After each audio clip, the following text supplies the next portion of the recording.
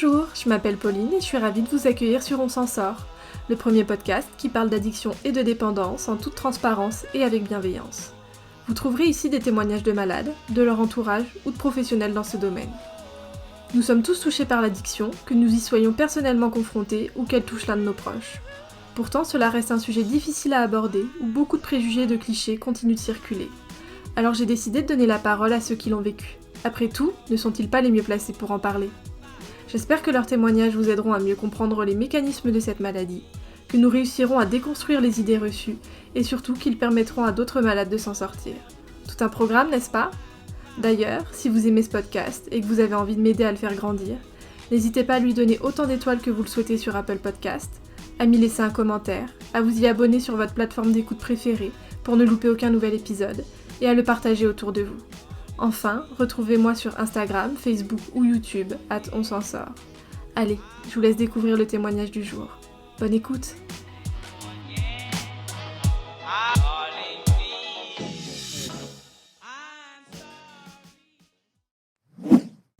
Avant de démarrer cet épisode, je voulais vous partager quelques informations concernant le mois sans tabac.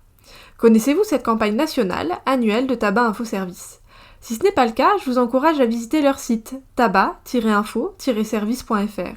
Vous pourrez y retrouver un tas d'informations utiles et des conseils précieux pour vous aider dans votre arrêt du tabac.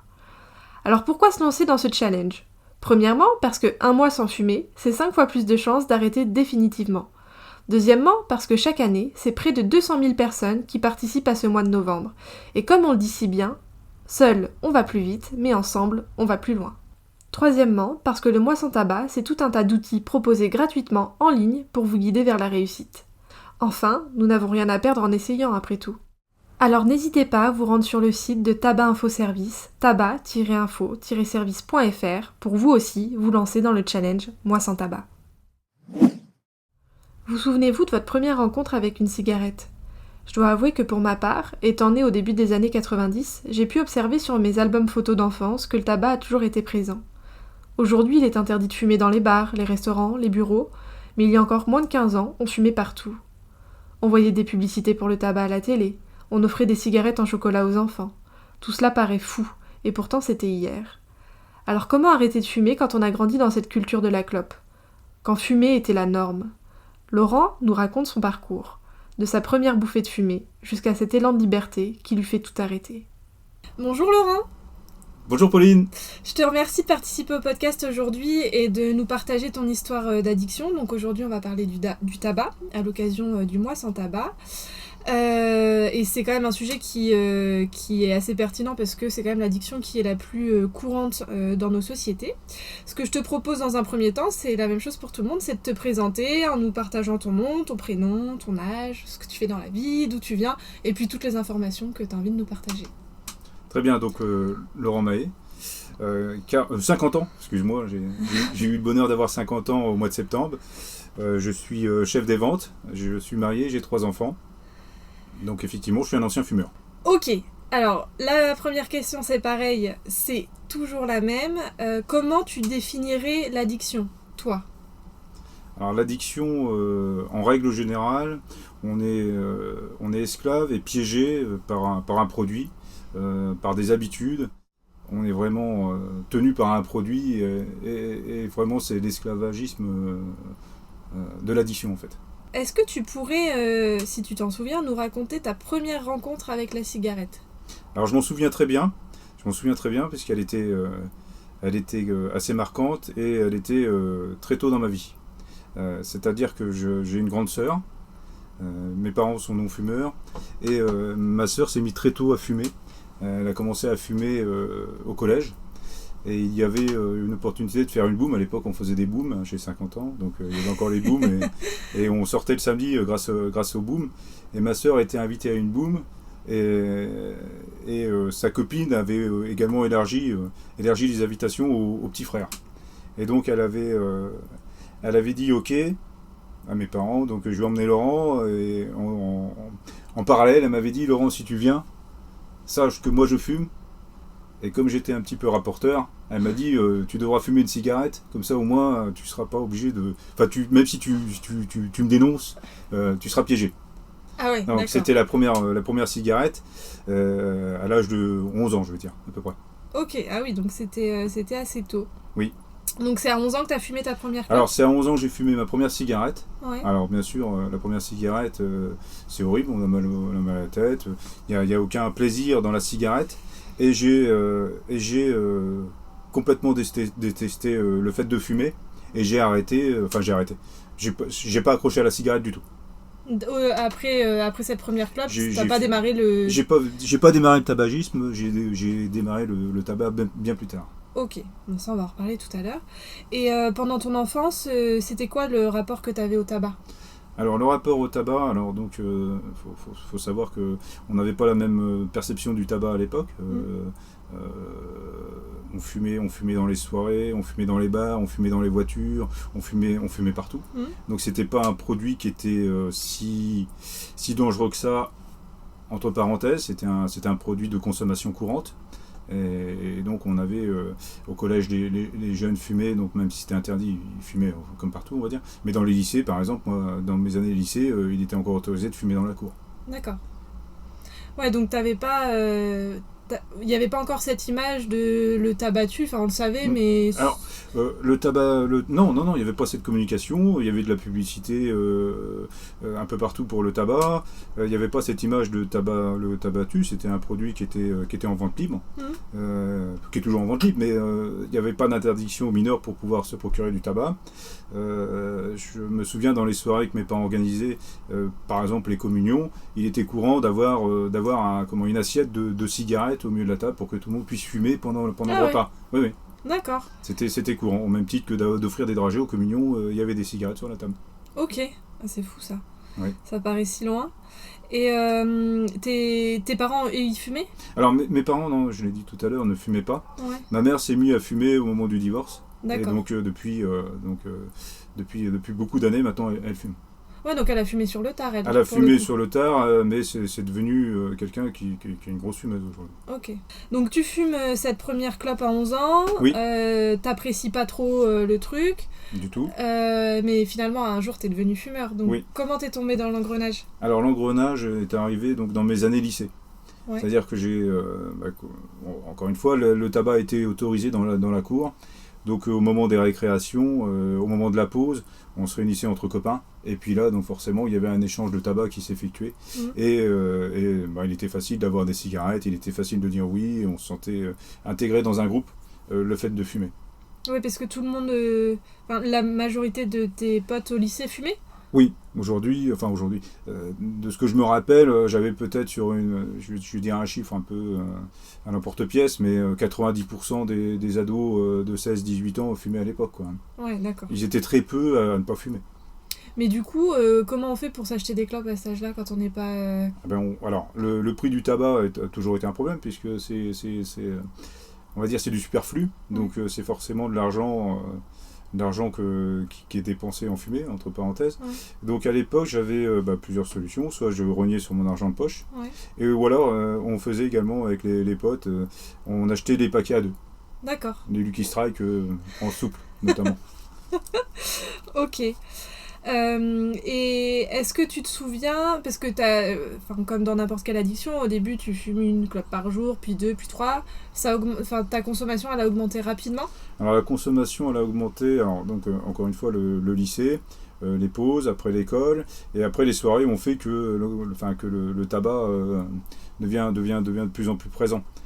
J'étais sportif tout de même, mais après les matchs de foot, par exemple, le premier réflexe c'était d'allumer une cigarette, ou même des fois pendant la mi-temps. Donc avec l'âge, on arrive à très vite passer de 5 à 10 à 15 à 20 cigarettes. Et on est accro, on est addict à ce produit, et c'est pas du coup c'est pas l'aspect financier, puisqu'on arrive quand même à rogner sur autre chose pour se payer des cigarettes, quoi. Oui. Et tu nous disais tout à l'heure que la première fois que tu as fumé, t'as pas aimé trop ça. Et quand tu as recommencé au lycée, t'as commencé à apprécier ? Oui, les premières cigarettes, alors la toute première, non, je me souviens bien que j'avais pas du tout apprécié.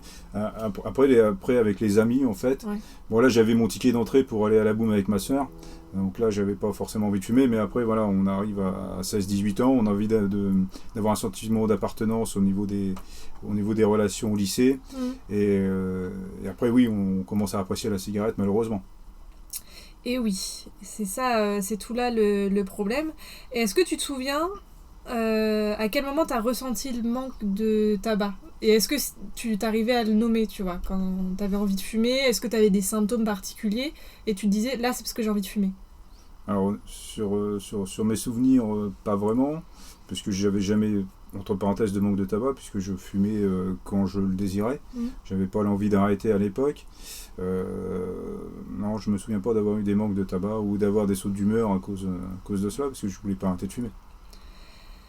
Et comment ont évolué tes relations avec ton entourage pendant cette période ? Ça, c'est une question que je pose toujours parce que t'étais non-fumeur, t'es devenu fumeur. Est-ce que t'as pris des remarques ou au contraire, c'était tellement courant que il se passait pas grand-chose à ce niveau-là ? Alors la seule remarque que j'ai pu avoir et qui a été marquante, c'était celle de mon père, puisque mon père était un anti-tabac depuis de nombreuses années. Donc j'ai eu l'impression de le décevoir quand je me suis mis à fumer. Mais c'est la seule personne vraiment qui m'a fait des remarques par rapport au tabac. On était plus... En fait, le fait de fumer, encore une fois, on appartenait à un nouveau groupe, on était libre, enfin c'était un phénomène de liberté totale, quoi. Oui, parce que ça vient aussi de ta génération et du fait qu'à l'époque, il y avait beaucoup moins de prévention qui était faite sur le sujet, il y avait de la publicité, et donc forcément, il y avait beaucoup plus de fumeurs. Oui. À mon avis, 90% au minimum. On fumait, donc encore une fois, dans le lycée, on fumait dans les voitures, on fumait dans les boîtes de nuit, on fumait dans les bars. Il n'y avait pas d'endroit interdit à fumer, on fumait dans les wagons, le train. Dans le train. Donc non, c'était pas, il n'y avait pas de communication importante sur le fait que ça puisse provoquer des maladies graves. Oui. Puis c'était même compliqué d'être non-fumeur quand bien même tu vas au restaurant, il y a quelqu'un qui peut fumer à côté de toi, dans le train, en boîte de nuit, donc forcément... Aujourd'hui, ça s'inverse, puisque on fait des soirées, on sort pour fumer. À l'époque, à la limite, le peu de non-fumeurs sortaient pour éviter d'être vraiment enfumés pendant toute la soirée, quoi. Oui. Et à ton avis, comment doit réagir l'entourage face à un fumeur, surtout à un jeune fumeur ? Alors aujourd'hui, je pense qu'il faut éviter de commencer. Donc il faut prévenir.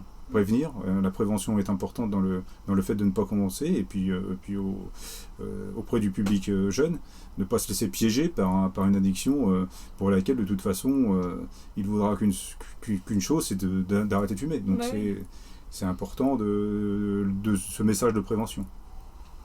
Et oui, c'est pour ça qu'on fait ce podcast-là aujourd'hui. Et toi, est-ce que à un moment, tu as eu le sentiment de toucher le fond par rapport au tabagisme ?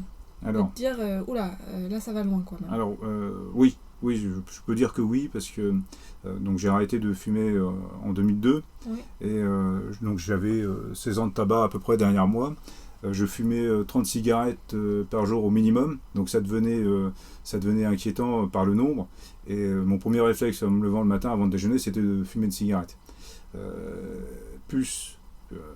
Avant cette cigarette, on tousse énormément. Donc il y a une addiction qui était gênante par rapport à la cigarette. Oui, ça a commencé, en tout cas sur ta santé et sur ton ressenti personnel, à avoir des impacts. Oui, c'était je me sentais vraiment piégé par cette cigarette. Et j'aime pas être piégé, moi. Donc il fallait vraiment que j'arrête d'être esclave de ce produit, quoi. D'accord. Donc 16 ans à fumer tous les jours. Oui. T'as jamais essayé d'arrêter sur ces 16 années ? J'ai arrêté un an, à l'âge de 25 ans, où donc j'étais footballeur, mais j'avais changé de sport et je m'étais mis sur la course à pied, donc qui était intéressant pour l'arrêt du tabac, pour récupérer un petit peu de santé. j'étais pas malade, hein, mais récupérer un peu de capacité pulmonaire. Mais par contre, j'ai arrêté 1 an, mais j'avais pas du tout ce déclic d'arrêt de tabac. J'ai arrêté plus par dire il faut que j'arrête, par obligation, dire tiens je fais de la course à pied, il faut que j'arrête le tabac.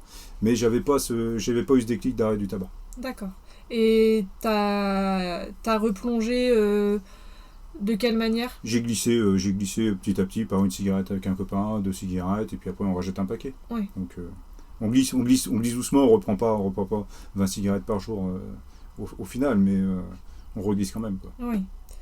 Et alors, qu'est-ce qui a fait qu'un jour tu décides d'arrêter ? On parle souvent de déclic, t'en as un petit peu parlé. Toi, c'est comme ça que t'as ressenti le truc ? C'est un déclic ? C'est un vrai déclic. Alors, donc, en 2002, à Pâques 2002, donc la date est précise, en fait, je me trouve à court de cigarettes, en fait. Je me trouve à court de cigarettes, lundi de Pâques, plus de cigarettes. Donc là, le drame. Donc, je me dis, il faut que j'aille acheter des cigarettes. Donc j'étais motard à l'époque également. Je prends ma moto et puis je fais tous les tabacs de la ville. Pas un seul tabac ouvert. Alors là, je commence à m'inquiéter de ne pas trouver de tabac.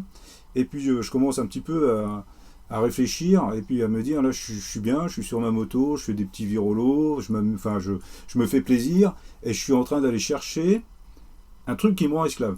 Donc là, j'ai eu un gros déclic, un fort déclic, et je me suis dit, bon, bah, tu continues ta petite balade, et quand tu rentres, et puis t'arrêtes de fumer, quoi. T'arrêtes de fumer. Et j'ai arrêté de fumer. Donc le déclic, c'est vraiment le fait d'avoir un moment plaisir, et de se dire à côté, je suis en train d'aller chercher quelque chose qui va me ruiner ma santé. Donc voilà, j'ai eu cette chance d'avoir ce déclic-là, oui. Donc tu décides d'arrêter de fumer, et tu refumes plus jamais ? Je décide d'arrêter de fumer, j'avais pas décidé d'arrêter de fumer, parce que j'allais acheter des cigarettes. Oui. Et je ne refume plus du tout. Et je suis aujourd'hui, depuis 18 ans, sevré, on va dire. Et tant mieux. Et c'est dingue. T'as bien conscience que c'est rare que ça se passe comme ça. C'est une chance, parce que, bon, si je vais plus loin par rapport à ça, j'étais gros fumeur. J'arrête de fumer du jour au lendemain. Et aujourd'hui, je suis plutôt anti-tabac. Oui. Donc ce qui est un bonheur, enfin un bonheur, de ne pas être anti-tabac, c'est peut-être pas forcément un bonheur, mais en tout cas, j'ai jamais eu l'envie de reprendre la cigarette. J'entends souvent l'expression, oh, j'aimerais bien arrêter de fumer, mais la clope plaisir. Il n'y a rien de plaisant dans une cigarette. Après, j'entends bien, mais j'entends bien que ça peut être plaisant de fumer parce qu'on boit un coup, parce qu'on rencontre des amis, bah oui. mais ça reste quand même une addiction mortelle. Et oui, parce qu'il y a ça aussi dans le tabagisme, le côté convivial. Oui. Oui. On passe un moment entre amis, on a une terrasse de café, on s'allume une clope. Oui. Et ça, toi, ça t'a jamais manqué ? Non, du tout, parce qu'on fait quand même les moments entre amis. Ouais. On fait quand même le petit canon sur la terrasse, on fait quand même les soirées. Il y a rien qui change par rapport à ça. Il y a simplement le fait de plus être isolé à fumer sa cigarette dehors, parce qu'aujourd'hui c'est ce qui se passe, les fumeurs sont seuls dehors et pendant que les autres continuent à faire la fête, quoi. Et au début, quand tu voyais tes potes fumer en soirée, ça te faisait pas... T'as jamais eu ce côté, genre là j'irais quand même bien fumer une clope avec eux ? Alors certainement au début, mais ça n'a pas été un combat qui a duré des années. De toute façon, l'arrêt du tabac, quand on a envie de fumer, l'envie d'une cigarette, ça reste pas toute une journée. C'est 30 secondes à lutter, et après l'envie est passée. Hein. Oui. Donc c'est pas non plus... Oui. Et toi, t'as fait appel à des patchs, à des choses comme ça ? Alors quand j'avais donc fait l'essai du premier arrêt de tabac, j'avais été aidé. J'avais fait de l'acupuncture. Ouais. Pour arrêter, parce que de toute façon, j'avais pas le déclic, donc du coup je cherchais une aide extérieure pour me dire ça va m'aider à arrêter de fumer. À la limite, c'est l'acupuncture qui faisait l'effort de l'arrêt et pas moi, donc c'est comment ça m'a pas apporté à ce moment-là. Et quand j'ai arrêté de fumer, pour du coup j'avais un vrai déclic, donc j'avais besoin de rien d'autre que vraiment la volonté de ne plus fumer en fait. D'accord. Ce qui est intéressant dans ton parcours, toi, c'est que tu as eu vraiment cette prise de conscience que ça te privait de ta liberté. Oui. Et ta liberté, elle est précieuse pour toi. Oui. Et c'est ça c'était ça le moteur au final. Le vrai moteur, c'était celui-ci, oui. Le fait de... Encore une fois, je l'ai dit tout à l'heure, je me levais le matin et la première chose que je faisais, c'était d'aller chercher ma cigarette. Et ça, moi, je voulais plus. Je voulais plus être esclave de ce truc-là, quoi. Donc toi, t'as réussi à arrêter. Ta compagne, elle fumait ? Alors ma compagne, elle fumait, elle fume encore. Ouais. Quand je suis rentré de ce tour de moto, je lui ai dit, eh ben écoute, on arrête de fumer. Oui. Donc je l'ai mis un petit peu dans la boucle. Ça n'a pas fonctionné. Oui. Parce qu'elle n'a pas le déclic, enfin elle n'a pas eu le déclic en 2002, et aujourd'hui elle continue à fumer. D'accord. Et c'était difficile pour toi? Qu'elle fume Ouais. à l'époque? Ouais, et même encore maintenant. Alors c'était pas difficile à l'époque, ça l'est plus aujourd'hui. D'accord. Ça l'est plus aujourd'hui parce que je l'aime, ça c'est le premier point. Parce que je ne veux pas que mes enfants fument, c'est le deuxième point. Et l'exemple d'une maman qui fume me fait peur et c'est trop dangereux. Aujourd'hui, l'âge avançant, je vois ma mère qui a 70 ans, qui continue à fumer. J'ai pas envie de voir. J'ai pas envie qu'elle fume. J'ai pas envie de la voir disparaître, tout simplement. Ouais. Quoi. Et oui, et justement, comment t'en parles à tes enfants du tabac? Parce qu'ils sont grands, tes enfants. Alors j'en parle certainement très mal. Ouais. J'en parle certainement très mal. J'espère que mon exemple, et ils sont sportifs, et aujourd'hui tout est fait pour la prévention des jeunes, donc j'espère qu'ils seront assez vigilants par rapport à ça. Oui. L'avenir nous dira si j'ai raison ou tort. Donc là, ça fait 18 ans que tu fumes plus. Oui. C'est beau. C'est super. C'est super. Donc tu disais, là, ce qui te faisait réussir à ne jamais replonger, c'était, en fait, t'avais décidé que Oui. t'arrêtais de fumer, et ça c'est toujours resté. Même dans la vie, il y a toujours des périodes où on a du moins bien, des périodes de stress, le travail, même dans la vie perso. C'est jamais revenu à toi, te hanter un petit peu dans ces moments-là? Non, jamais. La cigarette résout aucun problème, donc non, vraiment non. De quoi t'es le plus fier dans ton parcours? Ah, aujourd'hui ? Ouais. Par rapport à la cigarette, bien sûr. Ouais. Alors, de quoi je suis plus fier ? Je suis plus fier d'avoir réussi à arrêter. Je serais très fier si mon exemple peut servir aussi d'autres personnes. Mais oui, le fait d'avoir arrêté de fumer, oui, j'en suis très fier parce que c'était pas gagné pour quelqu'un qui était gros fumeur. Quoi. Alors la vie après le tabac, ça se passe comment? Est-ce qu'il y a eu des conséquences à cette addiction? Ah oui. Oui, alors je disais, premier réflexe, cigarette, deuxième, après avoir toussé pendant 5 minutes, on va dire. Donc on retrouve très vite des super sensations respiratoires. J'ai perdu un peu d'odorat, j'ai un très mauvais odorat quand même, mais bon, j'ai récupéré quand même pas mal d'odorat. Et puis un confort de tous les jours. Je pense que aujourd'hui j'ai 50 ans, si j'avais continué à ce rythme-là, je suis encore une fois sportif. Je pense que je pourrais pas m'éclater autant dans le sport en ayant fumé pendant un fort rythme 18 ans de plus. Quoi. Oui, forcément. Et parce que le tabac, ça fait encore partie de nos quotidiens, enfin, c'est autour de nous.